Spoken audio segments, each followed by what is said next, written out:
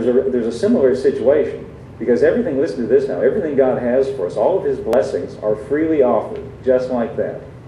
But as long as if we just sit back and consider it and ponder it and think all kinds of other things about it, what's necessary is to reach out and take it. And what does it take to receive a gift? Well, it only takes receiving it and saying thank you. Let me show you some illustrations. First of all, two things I want to illustrate. One is that it's free, no strings attached. It's not God's choice of who's worthy. See, a lot of people think that way. God looks out over humanity and says, well, this person wins the lucky lottery today. This person, I'll just help them. And everybody else I'll ignore. No, it's not that way at all.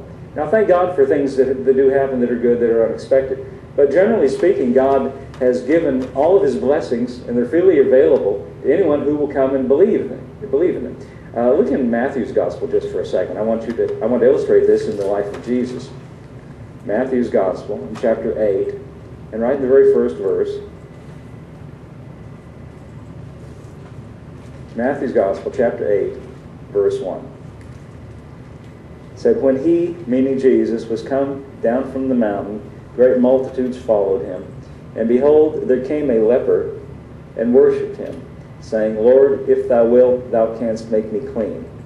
Now, leprosy, it's still serious today, but in those days it was devastating. It was the thing that everyone was afraid of. It was the big disease that was incurable, and they took lepers, and if you contracted leprosy, you were sent out of the community and had to live separate because it was contagious. And it's a desperate situation. There's no cure for it, no help for it.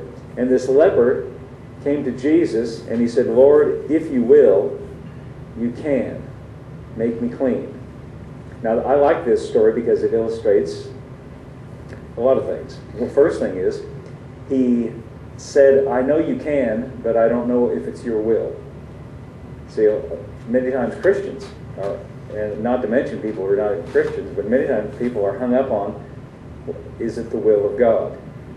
Thinking that God picks and chooses, and maybe it's His will for some to be blessed and to have His blessings, and maybe others, He wants to teach them. That's how we think sometimes. He wants to teach something by distress. And listen, God does not teach through painful situations and disease and bad circumstances.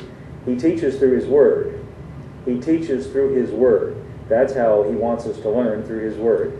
Now, things happen in life, but though things happen in life, God's not behind them and He's not teaching them. See, but if you think that way, what if I had the dollar bill standing here and said, this is my gift, and you're thinking to yourself, well, that's for somebody else. Maybe He wants me to learn what it's like to endure poverty. No, it's not true at all. None of those things are true.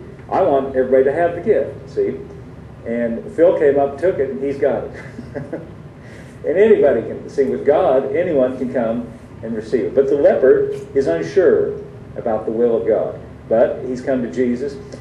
Could I suggest to you that Jesus is the perfect expression of the will of God? Would you accept that? I mean, we could ponder, the imponderable, try to divine what the will of God is and His thought process. And, we have no way of looking into that as human beings. But Jesus comes to us in the pages of the Bible as a perfect expression of God's will. In fact, so perfectly did He express the will of God in His life that He said to one of His disciples, if you've seen me, you've seen the Father. So it's safe to say when we see Jesus at work, we see God at work. And we're also told in the Bible, by the way, that God is no respecter of persons. That ought to tell us right there that He does not pick and choose. He treats everyone alike. So, the leper came and said, Lord, if you will, you can make me clean. What does Jesus do? He put forth His hand and touched him and said, I will, be clean, be thou clean. And immediately his leprosy was cleansed. Now this is remarkable. Here's what Jesus didn't do. When the man came and said, if you will, you can make me clean, Jesus did not say, well, let me go away and pray for a few days and see if it might be the will of God that you be. He knew immediately. He didn't have to inquire. He already knew it was God's will for him to have it. Is that right? Yeah. You know, I imagine there's a lot of lepers around. Did God just choose this man to get a blessing? No, this man came. And he said, he came. He came to receive it. And he said, if you will, you can. And Jesus said, I will, be clean. And not only that, I like this. He reached out and touched it. He wasn't afraid. I like that. He doesn't just stand back at a distance, indifferent to us. He reaches out to touch us. But you see, this man came. Now, think of it this way in the terms of Ephesians 2:8. I said, by grace you're saved through faith. When God sent Jesus into the world to do his will and to heal and to make things right, that was his grace. But those that received from him, most of the time we read that it's they who came by faith and believed. Now you can tell that he believed that Jesus was who he claimed to be, because he said, if you will, you can. That's his confidence or his faith or his trust in Jesus. And how we see and we can understand for all time what the will of God is concerning us as well. I will be clean. And immediately his leprosy was cleansed.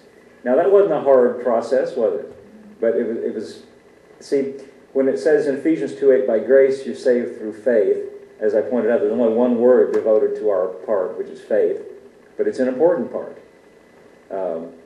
It's an active thought. We come and receive, just like this leper.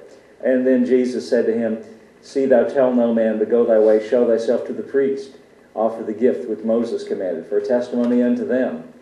In the Old Testament there was a law that said in the day of the leper's cleansing he should show himself to the priest. And this should have been a testimony to them. That's what he said send him to do. Verse 5, let's go on reading. And when Jesus was entered into Capernaum, there came to him a centurion, beseeching him. That means asking something from him. Now a centurion means a Roman soldier. In these days, in the first century, Rome was this is part of the Roman Empire. Rome had conquered the known world, and this was part of the Roman Empire, and they had soldiers who were sent to enforce the will of Rome, enforce the rule of Rome. And this centurion, not part of the Old Covenant, an outsider, a Gentile, he came asking of Jesus, this Roman soldier, an outsider, one who's not technically part of the covenant that was enforced then.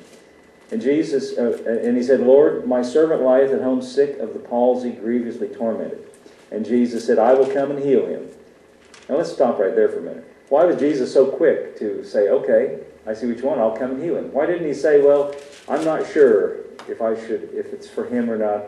He knew that he was sent by God with a gift, and he was going to give that gift to anyone who would come to him. It was free of charge, with no strings attached. He was not picking and choosing. Anyone who came could have it, you see. I will come and heal him. The centurion answered, and he said, Lord, I'm not worthy that thou shouldest come under my roof. Why does he say that? Because he was a Gentile. He was not part of the nation of Israel. At that time, the old covenant was enforced. Jesus came to establish a new covenant that includes everyone who will believe in him. But this man says, I'm not worthy, but speak the word only, and my servant shall be healed. For I am a man under authority, having soldiers under me. And I say to this man, go, and he goeth, and to another, come, and he cometh, and to my servant, do this, and he doeth it. That's remarkable, what he says there. What he's saying is, I am under the authority of Rome, and when I say to my servant, go, he goes. And I don't have to ask any question. I don't even have to turn around and look to see if he went. I know he did, because I've got authority. And the authority was the power of Rome, you see. Rome's backing him up, and when I say to my servant, go, he goes. Because this whole power of the Roman Empire is backing him up. What he's saying is, I see, Jesus, that you are like me in that respect.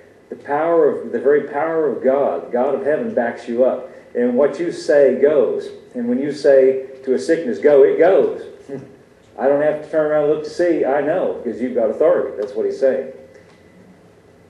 Verse 10. When Jesus heard it, he marveled, and he said to them that followed, Verily I say unto you, I have not found so great faith, no, not in Israel. He means this man, by what he said, demonstrated that he has tremendous confidence in Jesus.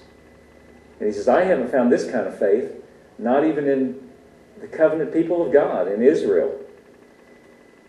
Verse 11 says, I say to you that many shall come from the east and the west, and shall sit down with Abraham, Isaac, and Jacob